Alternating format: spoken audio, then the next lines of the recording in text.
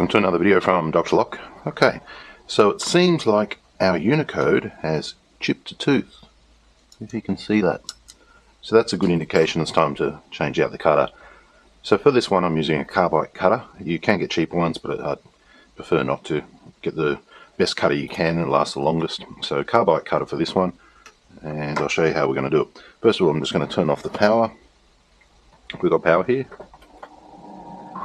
We've got power. So I'm going to turn that off. Test again. No power. We're dead.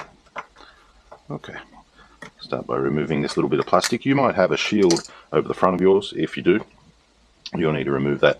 I've never seen one of these machines with a shield on, considering it's been so long. Alright, so I'm using a couple of different tools.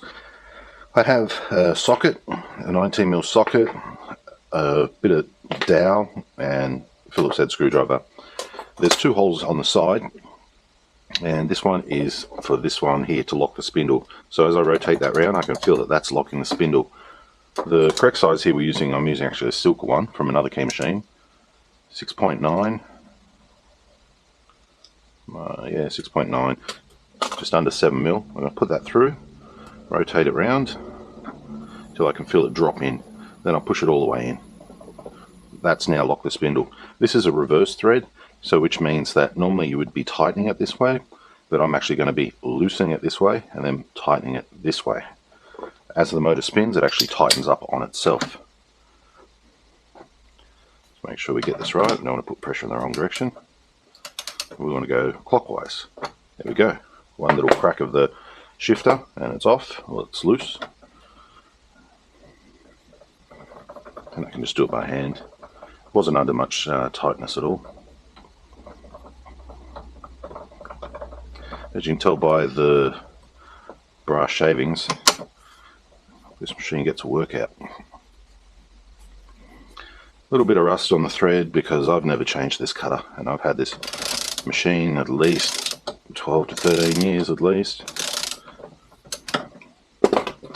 And it's about 25 years old. There's our nut. Okay. That's towards the cutter. That's away from the cutter. So we'll put that up there. Simple. Slide it off now. Now we're going to look at the numbers here, if we can see them.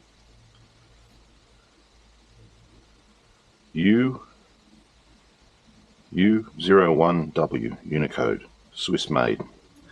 Alright, where are my cutters? Yeah. This is U01W, and it should have the exact same specs. Made of carbide and all that. Looks spot on to me. Looks spot on. Mirror finish on it. Perfect fit. Putting the nut back on the right way. We'll be tightening anti-clockwise once we get the thread started. A little bit of rust on the thread, that's why I'm getting a little bit of resistance.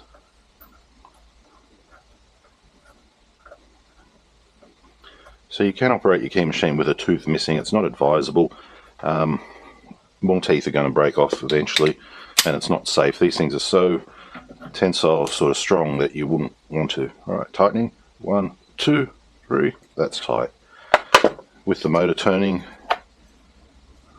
in the opposite direction, it'll tighten itself.